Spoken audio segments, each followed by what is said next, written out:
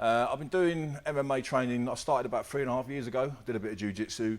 After about a year, I had a couple of amateur fights, which I did quite well in. Never really had any intention of doing it professionally at all. But after I had a couple of amateur fights, they went well and I really enjoyed it. So my trainer at the time suggested I do go pro, and I got offered a pro fight. I took it. That was it's 2 years ago to the day. Believe it or not, I was actually in direct sales. I was a regional sales manager for a national double glazing company for 15 years. So slightly different. A bit kind of like David Brent from The Office. That kind No, of nothing like David Brent from The Office. No. I'm a better dancer than him. Okay.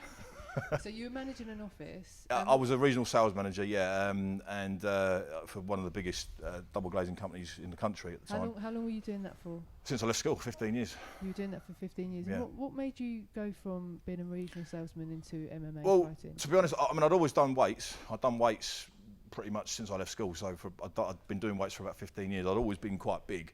Always fancied myself as a bit of a fighter, but never actually trained to fight. I'd done door work for many years, and obviously been involved in a few rows on the door. But I'd always the kind of fighting I liked was kind of wrestling and grappling, because when you're on the door and you've got to throw people out, that's the kind of thing you do. Yeah. You've when got the went, right build for the kind of. Yeah, that's it. And I started watching the UFC on telly 4 or 5 years ago, and I thought, yeah, this is great. I'd love to have a go at this. And funny enough, when I was doing the double glazing, there was a gym opened up around the corner that had a cage and did MMA and jiu-jitsu. So I just started going there a couple of nights a week just to get a bit fitter, really. And that's how it all started. Who else do you respect in terms of UK MMA fighters? In the UK, there's a lot of people I respect. I train with some of the best people in the country. I used to train with Carlos Famola till he switched gyms. I respect him a lot. He's awesome. I train with Jimmy Manuwa. He's the current light heavyweight Ultimate Challenge champion. He's very, very good. I've just been training with Mark Potter. He's an ex-pro boxer. Probably got the most dangerous hands in UK MMA at the moment. So obviously he's really good to train with. But yeah, I respect anyone who's prepared to go in there and have a go, to be fair. Because this is a tough game we do. People don't understand what's involved. They see the fights on TV, they see they see that side of it, but they don't understand what we have to go through to get to that level. I'm training 3-4 times a day, 5 days a week. Give us like a run through of one of your average days, like today, for example. Average day would be I'd come to Titan in the morning, do 10 till 12 at Titan. We do different stuff. We'll do wrestling one day, striking. We'll do cardio. We'll do jiu-jitsu. We do different stuff every day, fight drills and stuff and sparring. Then after that, I'll go to KO Club KO, which is boxing gym. I'll do my boxing there for about an hour. After that, I'll do strength and conditioning, which is in South London. I have to travel all the way there and do So all in gyms, you do like swimming, jogging, and any stuff like that? No, I don't do swimming. I do running. And after I do the strength and conditioning, then I go to Kettles and do sparring there in the evening. So, but yeah, I do running. I do hill sprints. I do running. I do stuff like that. So it's about 5 hours, 5-6 hours a day training. Yeah, 5 to 6 hours a day. Yeah. To do to really be serious in if the sport. If you want to win, yeah. You don't have to train like that. But if you don't train like that, you're not going to win. It's as simple as that. And I want to win. So. What kind of people would you like to be fighting against? How about what you're thinking about America in the next couple of years? To be honest, I thought about America. The problem with America is that for me, I've got a limited time in this sport. I'm not getting any younger. I come into it very late.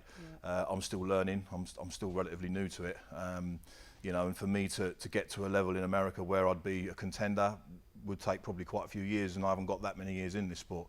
So for me, the decision I have to make really is, do I want to try and become, the best or one of the best in the country in England and kind of see myself out here, or do I want to try and take that extra step and maybe go abroad? If I went abroad, I'd probably have to look to come down to light heavyweight anyway, because I'm just not big enough to compete with the heavyweights in the States. They're monsters. Yeah. And I'm quite a small heavyweight, so there's that issue, and obviously the financial issue as well. The money's not that great in America, and this is what I do for a living. Yeah. So I have to think about that as well.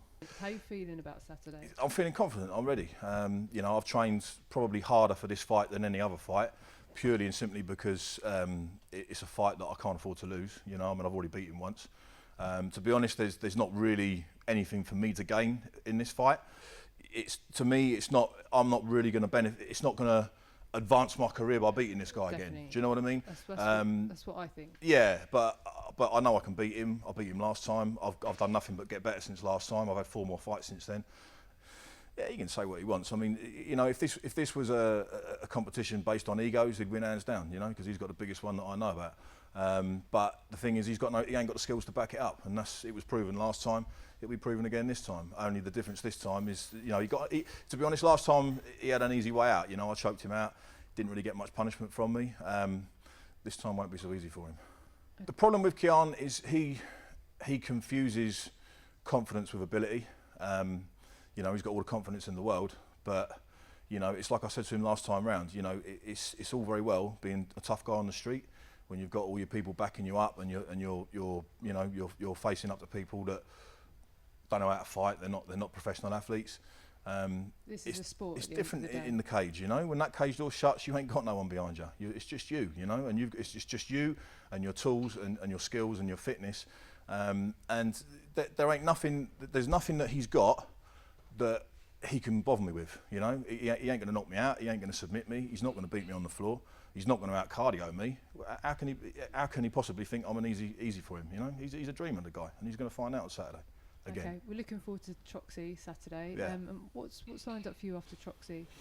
I think if all goes well Saturday, which it will, I think I'm lined up to be on the next show. Not too sure about an opponent yet. And I think I'm probably also going to be fighting on the December show as well, and that's going to see my Ultimate Challenge contract finish up. Hopefully we'll renegotiate another one for next year. I'd like to think that you know, I've done quite well for the promotion. Obviously they've obviously looked after me and supported me all the way through my career, and I want to do the same for them. To me, it's the best show around at the moment. You know, it's on Sky Sports. It's got a great following. I mean, the shows are always sold out. I mean, I've sold ridiculous amounts of tickets for this fight. You know, so yeah, I'd like to stay on there, but we'll see what happens. Yeah, good luck for Saturday, Ben. Thanks for your time, and good luck with the next couple of years of your career. I think you're going to do well. You're doing a lot for the sport. Thanks very much. Thanks very much. Appreciate it.